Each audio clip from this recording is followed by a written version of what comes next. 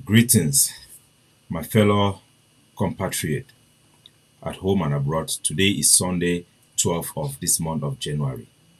My name is Capo Daniel. I'm the chairman of PRAP, the People's Right Advocative Platform.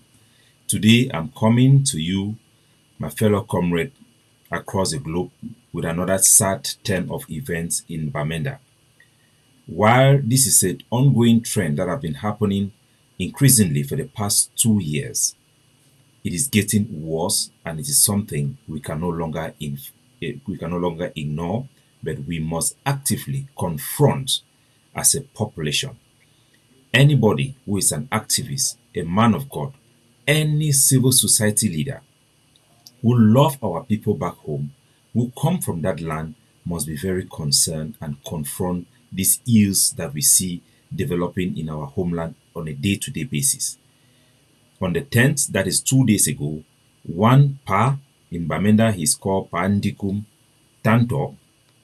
This is his picture on my screen. He was kidnapped by our Ambazonian fighters, taken away from his vehicle, forced onto a bike, driven to a camp where he was tortured, abused. His entire family was traumatized. Finally, he has been released after ransom have been paid. The Ndikum's family, while we feel relieved that the Pa has not died and he's alive, he has been released, the trauma will continue to haunt that family. Pa Ndikum may eventually leave Bamenda like many of our elites. This is coming just few days after a sitting judge who represents the core of our value, Justice Augustine Nchang, was also kidnapped, taken into the camp, humiliated, and ransom paid before he was released after our intervention. These type of events are not normal and are not acceptable, and is no way we can ever free our society. We must see these things for what they are. We cannot accept this as the new normal, that armed men will go around, kidnap individuals from our communities one by one, family by family, collecting ransom, sending away this elite out of our territory forever. We cannot accept this. We must call it for what it is on the ground. Criminal gangs are now running our streets in the disguise of Ambazonian fighters. We must unmask this masquerade that has become cancerous to our society. It is tearing down the main fabric of what makes us as a people. Even for the kidnappers, I want to tell you that this is bad for business, because eventually everybody who have money or is well-to-do in our community are going to run away from this conflict zone that has become cancerous, where our boys are turning on our own. How many victims like Pa Ndikum Tantoh is there? My own childhood was burnt by this masquerade who claim to be Ambazonian fighters. We all know that the people who kidnap this Pa are there. They will continue to kidnap other people because they are doing so under the masquerade and guide of Ambazonia. They may attack Cameroon military one time or another, collect weapons, or people may give them money. It will only help to strengthen them to continue this criminal activity that is destroying the very fabric of our society. Our society can no longer tolerate these actions. For long, we have suffered under the issue of Kale Kale from the Cameroon military, where people walking at night or going out at night are afraid that the Cameroon military will round up people for no reason, take them to detention center and collect money from them. This is worse than what we have ever experienced during this period of oppression or assimilation by the Cameroon government. This is not acceptable. For the past 2 years, we have seen a complete horde of community punishment or reaction from the Cameroon military that targets our community. And we are seeing the opposite from our own fighters. Fighters have become thieves. You have all heard the witnesses testified by Justice Nchang in my phone conversation with him. In his captivity, he even met this Mama G that is in many of our chat groups in the camp where he was kidnapped. During the captivity of Justice Augustine Chang, those captives made over 10 million from people that were there in that camp. Those money all went to people that he could not see, because those same soldiers called him after he was released, asking for money and begging for money, that they are not seeing the money they have collected. This is a cancerous cartel that has developed in our society, that has an underground mafia, includes some members within the Cameroon government and some members within our own communities. People who are there for their selfish aim have developed this war, become these wars of dogs that are taking advantage of this conflict to enrich themselves at the expense of our identity, our people, and everything. We must condemn this issue, condemn it to the highest level. We must not only condemn it, we must challenge it. One guy in our chat group was saying that we should give thanks that he has been released. No. In the early days of this struggle, I remember when Agbobala was released along some other members who were arrested from Womb and many places, and they were expected to go and greet the Cameroon governors. We refused that. It should never happen. That people will create a problem, they kidnap you, they arrest you for no reason, and then when they release you, you should be thankful. No. This time it is our own people doing it to ourselves, and we cannot pretend not to react. Ayaba Akoru unfortunately went out there again, making a presentation where he says freedom fighters in the image of Captain Ibrahim Traore, the military general who took over Burkina Faso to free his people. He is now making the same mistake that Ayaba Cho made, trying to legitimize criminals because he wants to seek relevance as a leader, to present himself as a leader. No, this is not about us being leaders. It's not about Southern Cameroon. What is happening are criminal gangs preying on our own people, destroying the very fabric of our society. And anybody who seeks to whitewash it or legitimize it, you become a problem. And the only reason these people do that are people who are suffering from peacock syndrome, who do not put the interests of our people ahead of their own egos and groups. They have demonstrated it in many levels. It is a shame that Ayaba Akoru will come and make such comparison. Ayaba Cho used to compare our forces even with Hamas, forgetting to know that even a terrorist internationally recognized group as Hamas do not attack their own people, do not kidnap their own people. They provide services to their people. The days of General Ivor, the days of General Arike, where we used to contribute money and our forces would deliver goods to our people, those days are over. What we now see is a transformation of a fighting that was meant to liberate our people into a cancerous criminal cartel activity that is destroying the very fabric of who we are as a people. If we do not stop these criminal gangs, we will not have a city to call our home. The violence we see in Haiti, where criminal gangs have completely taken over certain areas of those cities. Everybody who is well-to-do business people have evacuated Haiti and areas controlled by those criminal gangs. We have seen similar activities in Mexico and many other countries. We cannot continue to legitimize or leave this security challenge to our people. Victims like Ndikum, who is going to be the next? How long shall we wait? We have seen people who justify kidnapping for ransom previously, our own activists. So we cannot deny that we don't have a responsibility. Mark Barata, who came and said that there is some good thing in kidnapping, that these boys will have food to eat, was wrong. But you don't expect him to apologize for that.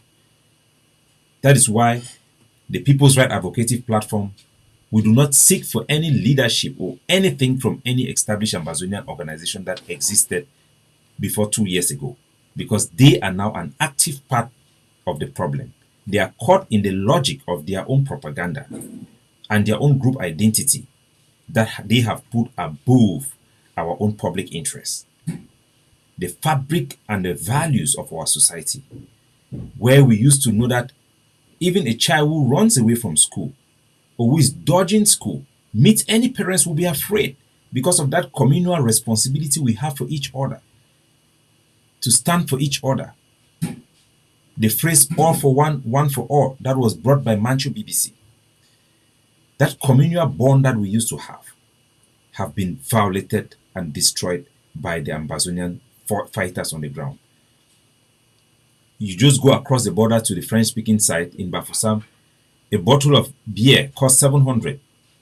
You come into our territory, it costs 1,300 different, a huge difference. And even our own common business people cannot even exploit that gap to make money. Why? Because those who are selling brasseries are now paying money to Ambazonian fighters and also to some Cameroon military corrupt officials to make sure that they control the flow of alcohol into our territory to make maximum profit and make sure that they create artificial shortages that they can benefit from what is happening. Not everybody can buy beer and supply beer in our territory because it's benefiting these criminal gangs. Remember General Chacha Inbui, who bought a camion in Bafoussam. It is there on the record. Kadina Tumi even came out to explain what happened to our people. We have audios from his wife confirming those transactions. We now know that Ambazonian fighters are actively buying camions to supply, they are taking over the supply of fuel, finge, in our cities. They are not actively pursuing the Cameroon army, actively pursuing any politically attainable agenda that anybody can point to. Nobody have justified or made the case that the independence declared by Siseko Ayoktabi will be recognized today, tomorrow, or forever. This is a reality we face. We must, as a matter of a moral issue, confront this criminality and these criminal gangs that have victimized people like Ndikum, Tantoh. We must challenge them. Our people must use every means, including the Cameroon military, to get at these people, these criminal gangs, to dismantle them because they pose an immediate threat to the fabric of our society and our community, our way of life. We used to worry about Kale. Where is the threat anymore? It's coming from our people. Our diaspora cannot go back home. That threat is coming from where? Our people, our fighters. We have to tame this dog that we have bred. Unfortunately, it can only be effectively done through the context of a negotiated settlement that will delegitimize them, which is now in the hands of the Cameroon government to deal with, because we have made a counter offer to them. We are pursuing that route. For the meantime, our population must confront these criminal gangs and call any Ambazonian activist or leader who do not address this issue as a traitor, because they have betrayed the trust of our public that they will stand up for the public interest. Ayaba Akoru should be ashamed of himself for not confronting these criminal gangs.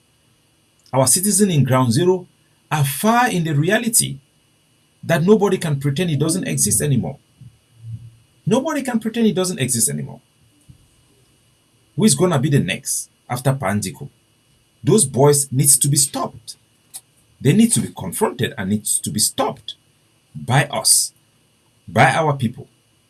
The only effective way, remember, back in Foya when kidnapping was massive, there was one incident where a young child was kidnapped and made to sleep in a coffin overnight, videos taken and sent to his parents to intimidate them. That child came home naked, covered with dust from the fireside, charcoal on his body with a chain on his neck. Very frightful image that terrorizes that poor family. The whole family left Bamenda and are IDP today in Douala, where they don't have any support system, running away from our own boys. That is when I decided to put together a squad, anti-kidnapping squad, that earned me the name, the Anti-Kidnapping Czar of Ambazonia, to fight against those ills. Because we cannot, as human beings, in the face of such threat, oppression by our own Ambazonian fighters, stay quiet or lay the blame elsewhere. We must take that responsibility and handle this issue. We must even use, because the only effective way now, those same anti-kidnapping squad are now doing the kidnapping. We must work even with the Cameroon army or the Cameroon police or gendarme to eliminate the Ambazonian threat from the camps that are doing this kidnapping for ransom. We are obligated to do so.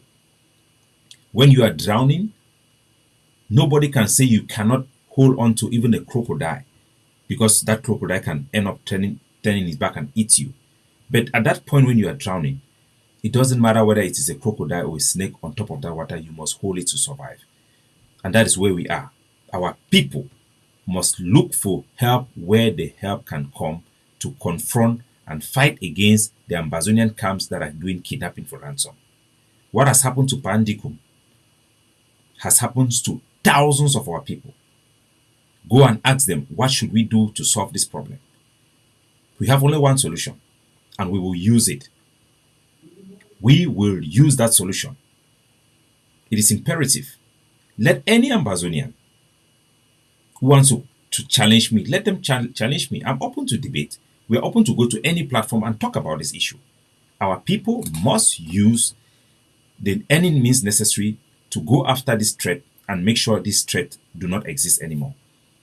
We have to do that for our own self-preservation, to preserve the fabric of our society. We cannot allow our territory to be vacated. Never in history. It will never happen. And that is our mandate, to protect our people, our culture, our way of life. We are doing so in the greater perspective of a negotiated settlement approach and diplomatic pushes to make sure that we secure this progress. We have made huge success doing so. We now have a presentation in the United Nations that has opened us door to engage with state parties. And we have also seen the head of state of Cameroon coming out to extend that offer of peace, which is in their own word, and which is something we must engage to secure an end to this conflict that gives to our people greater freedom, greater protection, enhances their identity and sense of nationalism, and secure for them their own aspiration to be on their own. We must reject these criminal gangs. We must not settle for less. We must not accept the intimidation and terror that comes from them. But we must actively confront and stop these kidnappers and criminal gangs who are masquerading themselves as Ambazonian fighters. They are not. They are not our fighters. They are not fighting for us. They are fighting for their stomachs. They are agents of darkness. They are demons, evil people who are now preying on our struggle to destroy our own people. We will not allow them to intimidate our people. We will not allow them to use guns to terrorize our people. We will fight that fire with fire.